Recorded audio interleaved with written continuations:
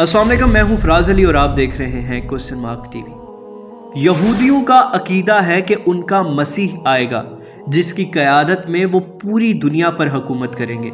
हम जानते हैं जिसे वो मसीह समझते हैं, दरअसल वो मसीह अल दज्जाल होगा। लेकिन यहूदियों के अकीदे के ही मुताबिक दज्जाल तब तक नहीं आएगा कि जब तक हैकल सुलेमानी की तामीर को तीसरी बार मुकम्मल नहीं कर लिया जाता।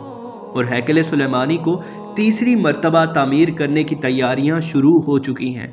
हैकल सुलेमानी को मस्जिद अक्सा शहीद करके मस्जिद अक्सा की जगह पर तामीर किया जाएगा और हैकल सुलेमानी की तामीर को तब तक नहीं शुरू किया जाएगा जब तक कि सुर्ख गाय की कुर्बानी ना दे दी जाए। और इसी साल अप्रैल के महीने में यहूदी उलमाए दीन 4 सुर्ख गाय की कुर्बानी देने वाले हैं। पहले यहूदी 5 सुर्ख गाय की कुर्बानी देने वाले थे और अमेरिका से $5 लाख की कीमत पर 5 गाय ही मंगवाई गई थी, मगर अभी सुनने में आ रहा है कि सिर्फ 4 सुर्ख गाय की कुर्बानी दी जाएगी। किसी वजह से 1 गाय की कुर्बानी नहीं दी जाएगी। जो लोग हैकल सुलेमानी की तामीर में शामिल होने वाले हैं वो गाय की कुर्बानी देने के बाद उसकी राख अपने जिस्म पर लगाएंगे।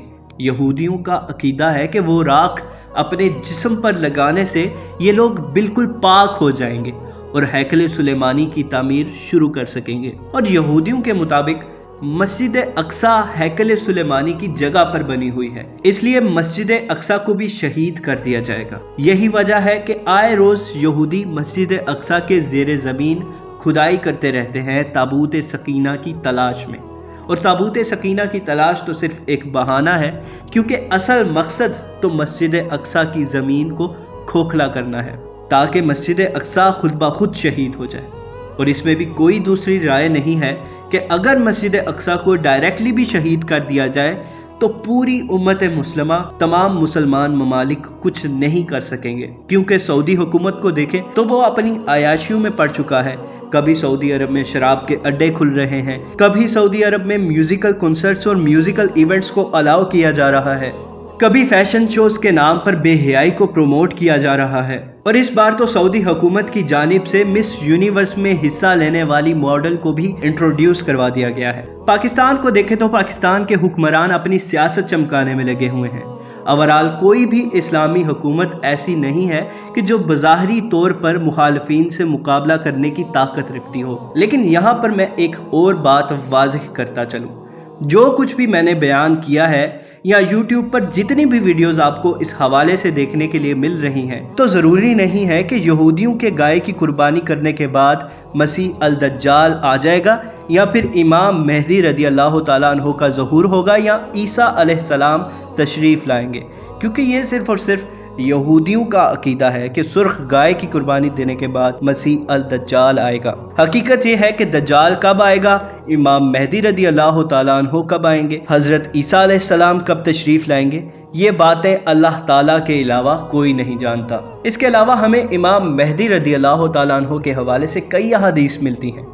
जैसे एक मौका पर आप सल्लल्लाहु अलैहि वसल्लम ने फरमाया, अगर दुनिया का एक दिन भी रह जाएगा तो अल्लाह ताला उस दिन को भी लंबा कर देगा, यहाँ तक कि उसमें एक शख्स को मुझसे या मेरे अहले बैत में से इस तरह का बर्पा करेगा कि उसका नाम मेरे नाम पर और उसके वालिद का नाम मेरे वालिद के नाम पर होगा। वो अदल व इंसाफ से ज़मीन को भर देगा।